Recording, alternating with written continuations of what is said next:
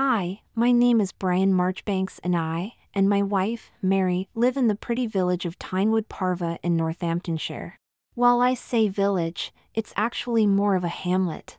The village was originally built as a facility for estate workers employed by Tynewood Hall, the nearby stately home. Obviously, circumstances have changed dramatically from the 1700s when the village was built. We have a community of some 35 houses, no shop, and no pub. The Tynewood family are Quakers. We used to have a school, built originally for the children of estate workers, but that was closed many years ago. In fact, Mary and I live in what used to be the old schoolhouse. The main schoolroom is now the village hall. Tynewood Parva is still part of the Tynewood estate, and all of us, me and Mary included, rent our homes from Sir Hector Tynewood, the current baronet. We are a mixed community. There are still some houses occupied by estate workers. Others are occupied by retired people such as Mary and me, whilst the remainder are home to professional couples working in the nearby town of Peterborough. Not much changes in our village, which is one reason why Mary and I chose it for our home when I sold out my internet business for a considerable sum of money. I am 43 and Mary is 3 years younger. I had started up an internet company in the 1990s and, having seen it steadily build, had been happy to sell it on to a couple of brash Americans who offered a good price just at the point where my analysis indicated a catastrophic fall in my sector of the market. Needless to say, I didn't haggle more than was expected, and gratefully succumbed to their final, generous offer. Not wanting to sit around with too much time on our hands, Mary and I decided to set up new businesses. As we would not be dependent upon these for our income, we could afford to indulge ourselves and create businesses in sectors where we would enjoy working. Mary decided to open a dress agency, a second-hand clothing shop specializing in upmarket, virtually new, couture for women's designer labels. She has always loved clothes, and the chance to recycle fabulous garments to women who would not otherwise be able to afford them appealed to her thrifty nature. For me, there was no doubt as to what I was going to do. Although I made my money in the computing industry, my principal interest for as long as I can remember has been in fine arts. I was going to open a gallery and display the work of local artists, be that painting, sculpture, ceramics. So long as the work was good, I would give it space. I was very fortunate in that I found a semi-derelict warehouse just off the main shopping area in Peterborough. On 3 floors it was somewhat larger than I needed, but I could afford to buy it and planned to mothball any areas I did not need initially. My thought was that, over time, I might meet convivial, like-minded people who would want to come in with me on some sort of partnership/community basis. Anyway, we both spent a busy few months getting set up and were just starting to get going in our new occupations when the events occurred which I am about to relate. As I say, things are pretty quiet here in Tynewood Parva. Oh, the village hall is quite busy with bridge evenings, flower arranging classes and various other functions, but months can go by without anything exciting happening. Hence you can imagine everyone's interest when we learned that a new couple were moving into Old George's cottage. Old George had been a village character for seemingly ever, but had, regrettably, died a few weeks earlier. Since he was well into his 90s, this hadn't come as a great shock, but new entrants into our village life were a novelty, and we were all agog as to who the new couple were going to be. We didn't have long to wait to find out. Nothing can be kept secret in a small community like ours, and before long, Mary and I learned that our new neighbors were to be a pair of women living together. Needless to say, speculation was rife. It was commonly assumed, knowledge that they were definitely lesbian, middle-aged, and a pair of battle-axes who wore serious tweeds, flat-heeled shoes, and had very butch hairstyles. So when Rosemary and Sandra actually arrived to move into their cottage, we were all surprised to discover that they were actually 2 professional businesswomen in their middle 20s. But, yes, they were living together, and the assumption remained that they were probably lesbian. It transpired that Rosemary was some sort of doctor and was working as a consultant for the Peterborough Health Trust. Sandra was unemployed. The 2 women moved into the cottage next to ours and, as a matter of courtesy, after having said hi on the day they moved in, a few days later Mary asked them round for a meal. They proved to be very entertaining company. What they told us about themselves put all the village speculation and gossip into the shade. It transpired that Rosemary was actually a clinical psychotherapist specializing in gender issues and that, at one time, Sandra had been her patient. Now this isn't some shock, horror, medical malpractice story. Nothing improper or untoward had occurred during the doctor/patient period, but after Sandra had been discharged and taken off Rosemary's books, the two of them started seeing each other socially and had, gradually, become an item. I mentioned that Rosemary's specialism was gender studies. Well, surprise, surprise, Sandra had been born a man and had undergone sexual reassignment surgery. The two women made no secret of the facts underlying their relationship. As Rosemary said, as the truth will be more startling than the gossip that I am sure is going round the village at this very moment, the sooner we get our story into the public domain, the sooner we will cease to be a 9-day wonder and can get on with the rest of our lives. Now Mary and I are pretty broad-minded people and, whilst we were startled and surprised, what they had to tell us was in no way shocking.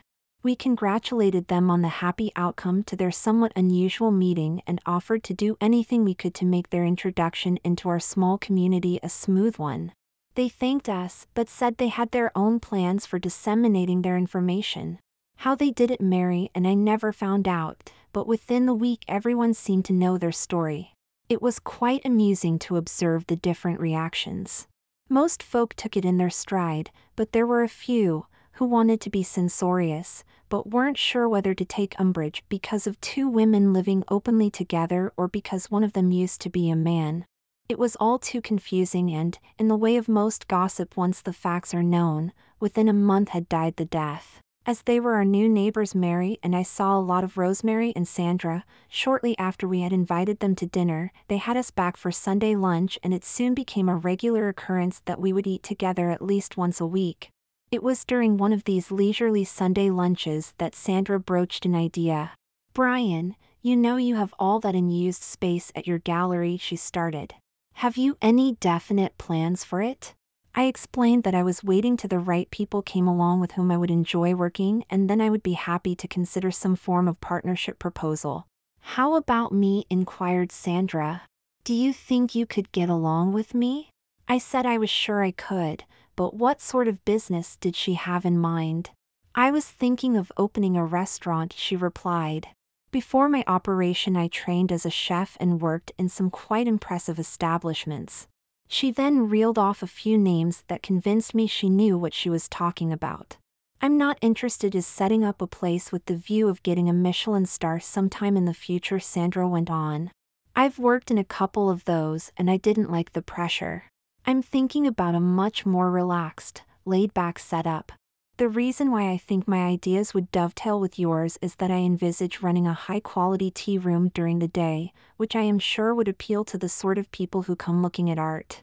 Our two operations would be mutually supportive. People who come to see your exhibitions are likely to want a cup of tea before going home and, conversely, people who just drop in for afternoon tea are likely to wander around the gallery as well." There was a lot of sense in what Sandra was saying, so I asked her to continue to develop her idea. "Well," she continued, "I thought that in the evenings I could turn the operation into a small, exclusive restaurant, not very many covers, probably just one sitting and themed to complement your current exhibition."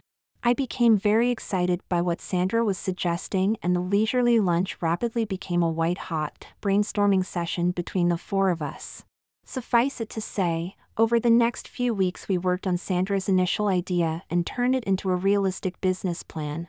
I did not need to seek financial backing. I could fund the relative modest setup costs myself, and, a few months later, Café Art opened on the ground floor of my warehouse, my gallery having moved up one floor. Sandra brought in a second chef, someone with whom she had worked previously, and recruited an excellent team of kitchen and waiting staff from the local area. Several were young people newly out of catering college, and this was a welcome break for them as most had envisaged not being able to find work during a time of economic depression. So for several months all four of us were very busy in our new jobs. Sandra's prediction that the gallery/cafe combination would prove a winner turned out to be true. I had many more visitors to my gallery than I had anticipated, and the cafe swiftly became a social focus in the town. The evening restaurant operation took a bit longer to get going. Folk weren't too sure what we were about, and the menu on offer themed to complement my exhibitions wasn't what they were used to, but, gradually, as word of mouth got round about just how good the food was, trade picked up. I enjoyed working with Sandra. She had a strong work ethic, and I was impressed with her management skills and business acumen as she set about establishing her new business. As I got to know her better, Sandra told me more of her personal history. As a child, she had always identified with girls rather than boys, and on entering puberty had sought the advice of her doctor, without involving her parents, who were turning a blind eye to her difficulties and pretending that if they ignored the issue, in time Sandra would become normal and everything would go back to being as it should. Fortunately, Sandra's doctor turned out to be rather more supportive and referred the boy to a specialist consultant. The upshot of this was that a regimen of female hormone treatment was prescribed, and Sandra started the long journey towards altering her body to match her soul. Somehow Sandra managed to keep her medical treatment a secret from her parents and also from her fellow pupils at school. She told me that it had been particularly hard hiding the changes that were taking place in her body from her schoolmates and teachers. The doctor had written a letter asking her to be excused from games and PE on medical grounds, and this had helped as she had not had to face the horrors of the changing rooms. Eventually she reached the end of her schooling and, having gained very good A-levels, obtained a place on a business studies course at a good university. Here she was able to be more androgynous in her appearance, as many students adopted strange garb once free from parental influence. She did well on her course, graduating with a good 2:1 and an offer of work with a prestigious consultancy firm. However, before she took up her appointment, she confided in her prospective new employers that she was planning to undergo SRS in the near future. This caused them to withdraw their offer. It wasn't the fact that Sandra was changing sex that caused the problem, rather that she wouldn't be available to join the arduous training and development plan that all new entrants had to undertake. They had been encouraging, however, and had suggested Sandra reapply once recovered from her surgery. Sandra therefore spent the next year living and working as a woman, her real-life experience in the catering industry. She found that she had a flair for menu design and kitchen management, and by the end of the year was employed as an under-chef in a Michelin-starred establishment. It was during this time that the split occurred with her parents, who couldn't bring themselves to face the truth about their child. At the end of the 12 months, Sandra entered hospital for her surgery, met Rosemary, and, when they decided to live together, gave up her ambition to become a high-flying management consultant in favor of a better life/work balance. Since then she had been on the lookout for an opportunity to open her own restaurant. As I say, I found Sandra an impressive and agreeable colleague with whom to work, and, after 6 months, I was able to formally tell her that our probationary period was over and that I could offer her a formal partnership in our new joint venture. She was overjoyed and threw her arms around me and gave me a big kiss. I returned the favor, and it was only after we had broken apart that I remembered that the person I had been kissing had originally been born a man. By now Rosemary was well established in the hospital and, whilst she never talked about her patients, was clearly building up a substantial caseload. Mary's dress agency was also doing well. After a sticky first few months, professional and county ladies found that her shop was a good place to discreetly pass on surplus items from their wardrobe, whilst, at the same time, frequently offering them some delightful new outfit to purchase. Everything was going swimmingly, as they say, and then Rosemary and Sandra dropped their next bombshell. One evening Mary and I were relaxing over a gin and tonic when the doorbell rang. It was Sandra and Rosemary. Both women were clearly very excited. "We wanted you to be the first to know," Rosemary exclaimed as soon as they were seated in our lounge and before I had even had time to offer them a drink. "Sandra and I are going to enter into a civil partnership. We decided it was time we each made an honest woman of the other." Mary and I were delighted for them, and I hurried to open a bottle of champagne. We have only just taken the decision, continued Sandra, so it is early days yet, but one thing we are both certain about is that we want you two to be our bride escorts. Rosemary's parents are both dead and mine disowned me when I told them I was going to undergo a sex change, so we have no one to give us away and, as you have been so kind to us and have become such close friends, we couldn't think of anyone else with whom we would want to share a special day. Mary and felt suitably flattered, and the next few minutes were spent in hugs and kisses and not a few tears, some of which I must own were mine. We are thinking of having the ceremony just before Christmas, some 6 months hence, said Rosemary. Clearly we have a lot of detailed planning to do, but we will keep you in the loop as we go along. With that the two girls said good night and retired to their own cottage. Mary and I continued to chat excitedly for quite some time. As we have no children of our own, we had never expected to walk anyone down the aisle, so this was going to be a real adventure for us. I've never heard of a bride escort, I must to Mary. Me neither, she replied. But then until a few years ago we had never heard of a civil partnership either. Giggling, we retired to bed for the night. A few days later Rosemary slipped a note through our door, informing us that their civil partnership ceremony was going to take place on December 17th and that we should be sure to put that date firmly in our diaries. About 2 months after that Sandra and Rosemary asked us round to supper, specifically so that they could talk through their plans with us. With Sandra being an excellent chef, meals at their place were always something special, and the two women had the grace to allow Mary and me to enjoy our food with only inconsequential social chat across the dining table. When we came to coffee, Sandra suggested we might take it in the lounge and be comfortable as they told us their plans. We have decided to hold the actual ceremony at the registry office in Peterborough, Rosemary started. I knew the building, which, unlike many registry offices, is situated in a handsome Georgian townhouse with a very pretty garden behind for taking photographs. Then we will have the reception at Café Art, Sandra continued. Paul, her second chef, has offered to look after the catering, and we wondered whether you would let us turn the empty top floor of the gallery into a party room for the night. Of course I was only too willing to let them use the space. They were right, the top floor of the old warehouse would make a fantastic party room once cleaned and decorated. We both have a fondness for the color purple, Rosemary announced, and that is going to be the underlying theme for the day. We have found some fabulous fabric, and she produced a sample that will look gorgeous on the tables. There are all sorts of flowers in different shades of purple, lilac, and mauve we can use, although in December we won't have the choice of varieties that we would have had earlier in the year. Then, whilst Sandra and I intend to wear white, in accordance with convention, we are going to ask all our guests to wear something purple to match with our color scheme.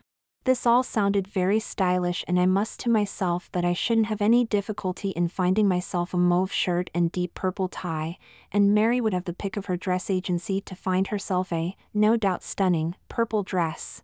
There is just one more thing, Rosemary announced, with an embarrassed little cough. In recognition of our backgrounds and the journey we have both taken to be where we are today, we have decided to make this an all-girly event with a strict dress code of skirts and heels. You mean you no longer want me to be your bride escort? I responded. Of course I will be disappointed, but I fully understand that this is your day to plan how you wish, so I will willingly stand aside. Oh no, interjected Sandra, I still want you to be my escort and give me away. Then am I to be the only man there? I inquired. That's not quite right either, said Rosemary. Several of Sandra's transgendered friends will be there, but they will all be wearing dresses. By now Mary had worked out what the girls were implying, and she started to giggle. It took longer for the penny to drop with me, but I got there eventually. You mean you want me to wear a frock and high heels? I spluttered, no way, the deal is definitively off. Even through my astonishment and shock I could see tears welling in the two girls' eyes. My reaction was spoiling their plans. Mary hastened to jump in. Don't worry, she said, this is a big shock for Brian, who has never acknowledged he has a feminine side to his personality. I'll take him home now and talk to him. I'm sure everything will come out fine in the end. With that, she took me by the arm, led me out the door and back home. "Shame on you, Mr. Marchbanks," was Mary's opening gambit once we were safely back in our own home. "You come over all macho simply because two of the sweetest people we know ask you to wear a dress in honor of the most important day in their lives, and your pride makes you fly off the handle like a spoilt brat. Let me tell you here and now that come December 17th, you will be in a dress and heels, and that's the end of it." I still had the wit to realize that Mary was seriously angry and that I needed to be careful in what I said. I started by apologizing for flying off the handle and explained what a shock their suggestion had been for me. Mary calmed down a little. "Yes, I can see that," she said, "but that still doesn't excuse your behavior.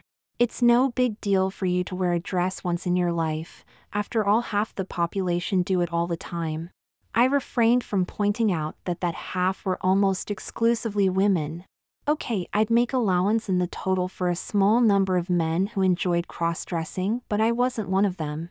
After a few pathetic attempts on my part to justify my behavior, Mary announced, "We are not going to get any further tonight. I suggest we go to bed and sleep on it. Hopefully you will be in a better mood in the morning." With that, we went upstairs.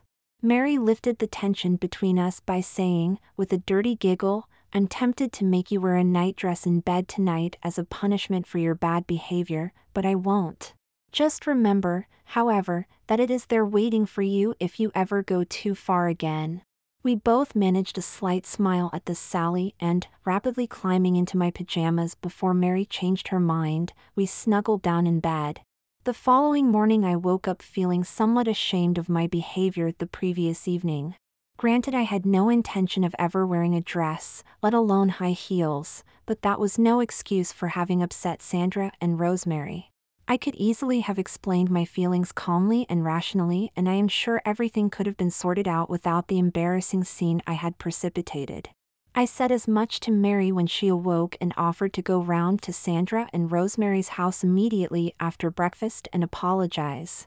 Mary, to my surprise, wasn't supportive. "You don't talk to the girls again until you are ready, as part of your apology, to agree to their suggestion that you attend their ceremony en femme.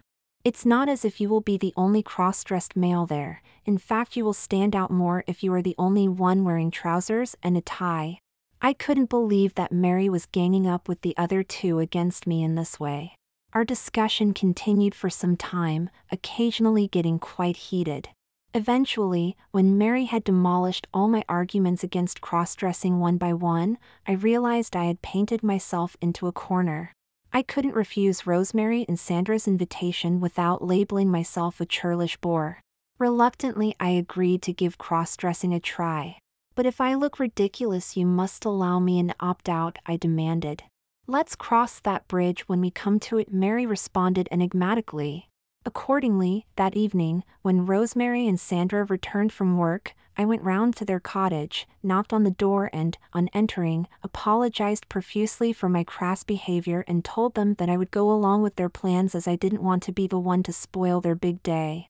Both women were overjoyed and threw themselves into my arms. "Thank you, thank you, thank you," they cried.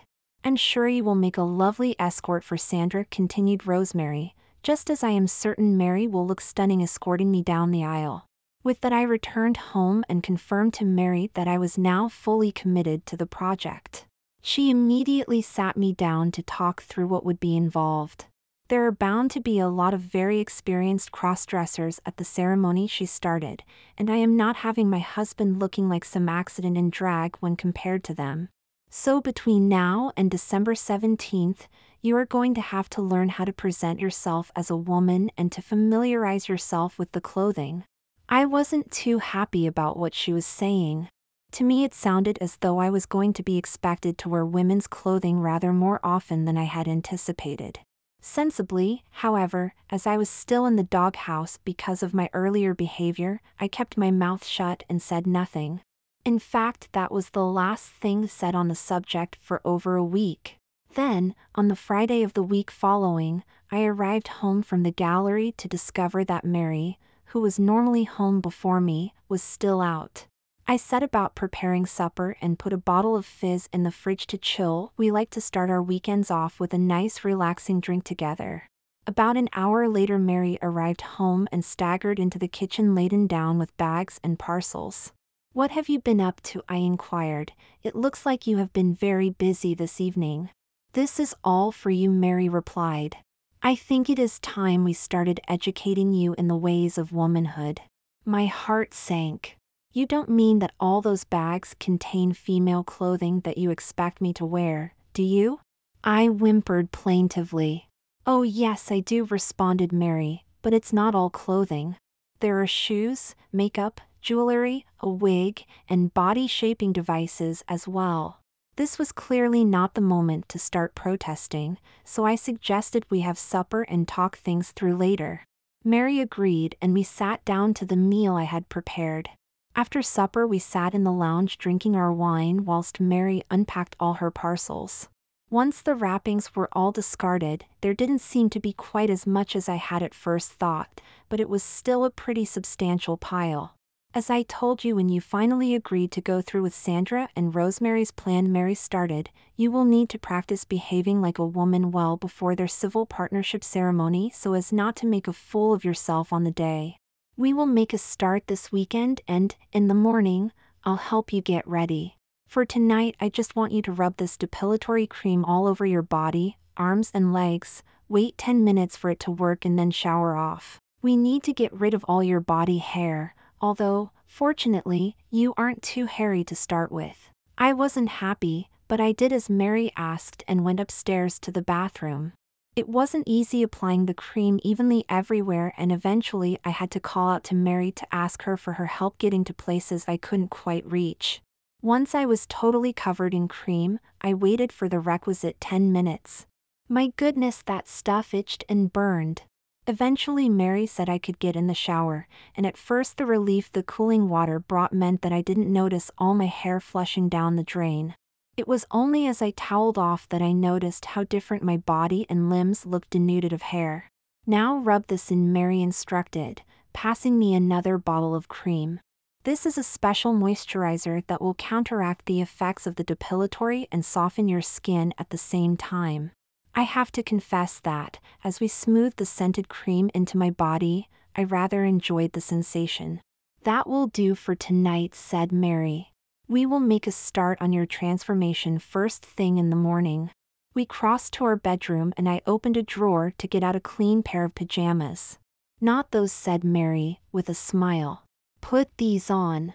With that, she handed me an ivory-colored nylon nightdress and matching knickers. Thinking of what lay ahead for me on the morrow, there didn't seem much point in putting up a fight over this, so, with a sigh, I put them on and climbed into bed. To my surprise, the nylon felt really sensuous against my newly smooth skin. "I can see from you smile that you are already starting to appreciate some of the benefits we women get from our clothing," whispered Mary as she snuggled up against me. "Good night, darling, sweet dreams." I don't know whether I dreamed or not. I certainly slept well and woke much refreshed. As I stretched, I could feel the silky nylon of my nightdress sliding over my smooth body, and my routine morning erection suddenly got harder. I hastened out of bed and headed for the bathroom, where I splashed cold water on the offending area until normal service was resumed. I didn't want Mary to think I might be enjoying all this. As I climbed back into bed, Mary turned to me with a warm smile. "As you are going to have a busy day, dear, I'll get breakfast this morning. You lie in bed and relax." I lay back against my pillows and listened to the noise of Mary clattering around in the kitchen preparing breakfast. Saturday is my breakfast treats day: 2 or 3 warm croissants, lashings of butter and honey, and a large jug of strong black coffee. This Saturday, however, I was to be disappointed. Mary returned bearing a tray that contained a small bowl of muesli, an orange, and a glass of warm water.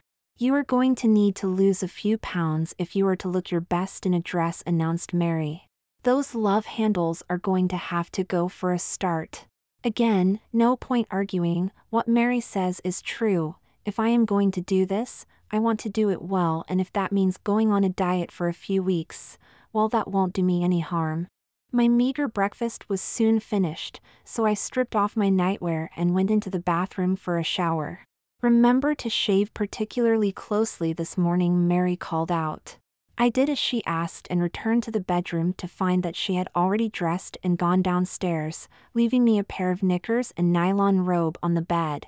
With a sigh, I put them on and followed Mary down to the lounge. Mary was all businesslike as I entered the room. She was busily engaged in sorting her purchases from the previous day into various piles. "Right, this first of all," she said, passing me what looked like a very skimpy pair of flesh-colored underpants. I slipped out of my robe and removed my knickers. The new garment proved to be very difficult to pull up my legs as it was extremely tight-fitting.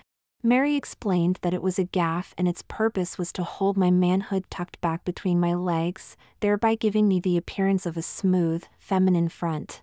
Eventually, I managed to wriggle everything into place, but it was quite uncomfortable. Mary assured me I would get used to it. She next wrapped a waist corset around me and proceeded to lace it up at the back. In no time at all, I was begging her to stop as I felt I couldn't breathe. Mary told me to stop being such a wimp and take more shallow breaths. I followed her advice and it did help, although I still felt as though I was being cut in two. Tan-colored nylon stockings were next rolled up my legs and fastened to the 6 tabs that hung down from the hem of the corset.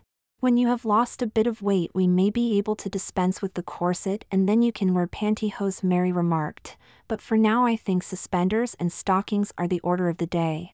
Picking up a lacy, long-line bra from one of her piles, Mary had me slip my arms through the straps, which she then adjusted to the correct length. Silicone breast forms were placed in the bra cups and the flesh of my chest pulled around until I had the semblance of a reasonable cleavage. Mary passed me my robe and suggested I put it back on before sitting down in front of her at the table, upon which she had laid out a considerable quantity of makeup products. She proceeded to make up my face. "Just a little light, daytime makeup for now," she told me. "Later I will teach you how to do it yourself and how to vary it for daytime and evening looks." Once she had made up my face, Mary produced a shoulder-length, dark blonde wig from a box and, having brushed it out, had me hold the front whilst she settled it on my head. A little bit of titivating and she pronounced herself satisfied. A pair of small gold clip-on earrings were fastened to my lobes and a gold chain hung round my neck. Telling me to take off my robe again, Mary helped me slide my arms into a pale blue, silk blouse. She smiled as she did up the buttons. "You are going to have to learn to do this yourself, darling. Even in the buttons are the wrong way round for your masculine fingers." The blouse was a very simple, classic cut, open sufficiently at the neck to reveal a little cleavage, sharply pointed collar, and long sleeves that flared slightly before buttoning tightly at the wrist.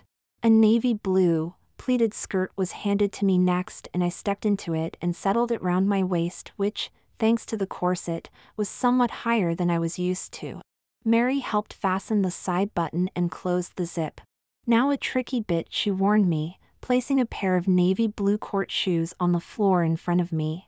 "You had better hold onto this chair back as you will feel very wobbly at first when you put the on."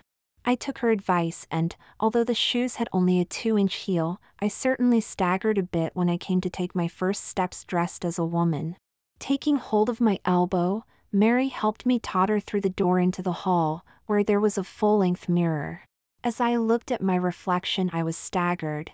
Looking back at me was the image of a woman, not a very pretty woman it is true, and I could recognize my own features under the wig and makeup, but a woman nevertheless. She was staring back at me out of her startled, wide, blue eyes. I put my hand up to my cheek. Was this really me? It was, and, as I came over faint from the shock, Mary helped me back into the lounge and sat me in an upright chair. I took as deep breaths as my corset would allow and closed my eyes. "Are you all right, darling?" Mary asked anxiously. "I didn't mean for you to be overcome like that." "It's okay," I finally managed to gasp out. "It was just such a shock. I would never have thought it would have taken so little to make me over into a woman." "I know," replied Mary kindly, holding my hand. It helps that you are quite slightly built, and once you have lost a bit of weight and become comfortable wearing these clothes, you will look even more feminine. I am now sure that by December, we have every chance of presenting you as a realistic woman and that you will be able to hold your head high among the other crossdressers and transsexuals. I'm not sure why, because I had never wanted to be mistaken for a woman, but Mary's kind words produced a warm glow inside me. Over the next couple of months, Mary had me in skirts and heels nearly all the time when I wasn't working. She even had me wearing lingerie under my shirt and trousers when I was working at the gallery. Fortunately, we never took it too far and none of my customers noticed anything amiss. During this time I was introduced to a wide range of feminine garments, skirts ranging in length from mid-calf to mini, and from loose and floaty to tight and restrictive, dresses, day, cocktail, and evening, shoes, heels from 2 to 4 inch, flatties, and boots. Mary had me sat in front of a mirror for hour after hour, practicing putting on and removing makeup both for day and evening wear. I learned how to apply varnish to both my finger and toenails. In short, I was given a crash course in everything a real girl learns between the ages of 12 to 18. Eventually, a day came when Mary announced, "I think it is time for you to venture forth in your female guise. It is one thing to become used to dressing in the comfort of your own home, but come the day, you are going to have to interact with other people and you had better start getting used to it." I was terrified, but, as ever, Mary was right and I gritted my teeth and agreed to give it a whirl. In order not to make it too daunting for me, Mary suggested that our first outing should be to a town some miles distant where we did not know anybody and the chances of my being recognized, minimal. We took extra care with my preparation and after lunch I scuttled out to the car and got into the passenger seat as Mary told me the coast was clear. During the drive I kept practicing the light, feminine way of speaking that I had been rehearsing over the last couple of weeks in readiness for this moment. In the event, everything went boringly well. We sauntered along the high street window shopping and, eventually Mary succeeded in encouraging me to go into small dress shop and buy a couple of pairs of tights. The sales assistant never gave me a second glance beyond something I could only interpret as, "Cheapskate, why is she wasting my time by only buying a pair of tights?" I returned home quite elated that everything had gone so smoothly. Over the next few weeks Mary upped the ante and had me trying out more and more potentially exposed outings, culminating in an intimate dinner at a fashionable restaurant in the middle of Peterborough. I spotted a couple of people I knew slightly, but no one gave any indication of recognizing me and the evening passed most enjoyably. I have to say I found dining whilst wearing a pretty frock, high heels, and false eyelashes is much more fun than when in male mode, not least because the waiting staff are so much more attentive and polite. Finally Mary decreed that I was just about ready. This was just as well as by now it was the end of November and the ceremony was only a couple of weeks away. Ever since Sandra and Rosemary had asked Mary and me to be their bride escorts, Mary had been going through every parcel of clothes handed into her dress agency to find dresses suitable for the two of us to wear on the big day. 2 nights before the actual event, she produced her final selections. For herself she had chosen a fabulous, knee-length, tight-fitting dress in a purple and white, diagonally striped material with 3/4 length sleeves and quite a daring neckline. She had teamed this with a sweet little feathered fascinator. For me she produced the most glorious lilac suit. It had a multi-layered, chiffon, mid-calf skirt in soft pleats. The jacket was very long, falling well down my thigh. It had a lace-edged collar that buttoned just above my waist. Underneath I wore a matching camisole, lavishly trimmed with lace at the bust. Mary had found a lovely little hat with lilac feathers sweeping round the back of my head. For both of us Mary produced white satin shoes with 4-inch heels and bottles of dye that exactly matched the purple and lilac of our respective ensembles. It was my job to dye the shoes and, if I say so myself, I made a pretty good job of it. The day finally dawned for Rosemary and Sandra's civil partnership ceremony. The evening before, Mary had stayed at their house with Rosemary, whilst Sandra slept at ours. In the morning Sandra and I helped each other dress. Laughingly, Sandra recalled the days before her operation when she too had to tuck her parts into a tight-fitting gaff. We had a very pleasant time together. Sandra seemed totally unfazed, wandering about in her underwear whilst I helped her don her wedding dress.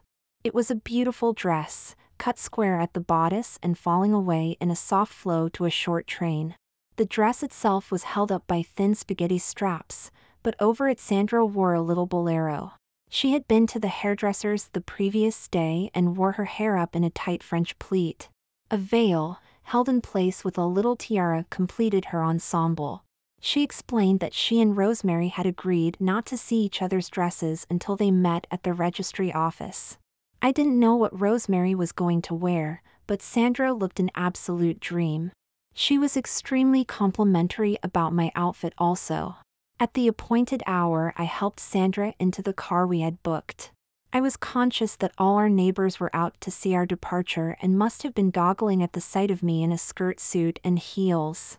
However, no one said anything and I gritted my teeth and tried to shut the onlookers out of my mind. As we drove into Peterborough, the two of us shared a couple of glasses of champagne that I had remembered to chill the night before. I asked Sandra if she was nervous. "Strangely enough, I am," she replied. "You would think that as Rosemary and I have been living together for a couple of years, this would just be some formality, but it isn't. I really feel like I am getting married, and my only regret is that we cannot exchange vows in a church and commit our relationship into the hands of God. A civil partnership may give us the trappings of legality, but for me it cannot replace a church wedding." We arrived at the registry office to find that Rosemary and Mary were there before us. Rosemary looked just as stunning as Sandra in a dress with a tight-fitting, long-sleeved bodice flowing into a full skirt over hoped petticoats. Different from Sandra's dress, but equally beautiful. I could not help but notice that Mary looked ravishing in her slinky purple and white dress, and, as she whispered in my ear, she thought I looked pretty special too. Our time slot came and Mary and I each took the arm of our respective lady and led her down the aisle to where the registrar was waiting. Rosemary and Sandra had invited some 30 people to their ceremony and, true to their wishes, everyone, man and woman alike, was elegantly dressed in purple-themed skirts and heels. Most were also wearing hats. The ceremony was quite short, and before long the two girls were embracing as a legally united couple. The rest of us threw confetti as they exited the registry office, much to the obvious annoyance of the doorman, who, I guess, was responsible for sweeping it up. Photographs were taken in the pretty garden behind the registry office, and then we all got back in cars and drove to Café Art, where Paul was ready with champagne and canapés. The reception went off extremely well. As we had anticipated, my top floor made an excellent party room, and I made a note to myself that here was another business opportunity for the future. Paul had laid on a sumptuous spread, and the speeches, when they came, were short, funny, and to the point. Both Sandra and Rosemary spoke, and I found tears welling in my eyes as I heard each of them express their love for the other. Mary quietly passed me a lace-trimmed handkerchief. The two girls had decided not to hire a band, so there wasn't any dancing. Instead, everyone was encouraged to move round different tables and talk to as many other guests as possible. I threw myself wholeheartedly into this and had a most interesting evening talking to Sandra and Rosemary's friends from before they moved to Tynewood Parva. By the end of the evening, I was much better informed about gender and sexuality than I had been at the beginning. Funnily enough, I was totally unself-conscious in my feminine finery. It just felt perfectly natural for my skirts to swirl around my nylon-clad legs and for me to touch up my lipstick every time I visited the ladies' toilet. I even found myself naturally crossing my legs whenever I sat down. The evening finally came to an end, and we all gathered outside the gallery to wave Sandra and Rosemary off to their night in the bridal suite of the best 5 hotel in town. Eventually, Mary and I made our way home and each kicked off our heels as we collapsed into armchairs. "My feet are killing me," I grumbled. "Welcome to the world of women," was Mary's tart riposte. "I think you have done brilliantly, darling," she continued. "I know you only agreed to dress this way because you didn't want to let Sandra and Rosemary down, and I am really proud of the way you carried it off. Did you enjoy yourself today? Funnily enough, I did, I replied. Most of the time I was totally unaware that I was dressed differently to what I am used to. I love talking to Rosemary and Sandra's friends, and I am much more understanding now about why some men need to cross-dress. We kissed and cuddled for a while on the sofa, during which time our outer garments were mysteriously removed, before retiring upstairs where marital relations were resumed. The next day was a Sunday, so Mary and I chilled out around the fire with a bottle of wine and the papers. I had been released from my corset and bra and was wearing boxers under a tracksuit. This was comfortable and sloppy for lounging around, but I found I missed the constraint and discipline of my female undergarments. On the Monday, Mary packed our wedding outfits into a gag and took them off to be cleaned before returning them to stock in her shop. I suppose we should throw the rest of your female things away, she must. Leave it to me, I said. I'll deal with them. I put the underclothes I had worn the previous day aside for washing, and carefully packed everything else away in an old suitcase, which I then stored in the loft. I had no intention of wearing dresses ever again, but you never know.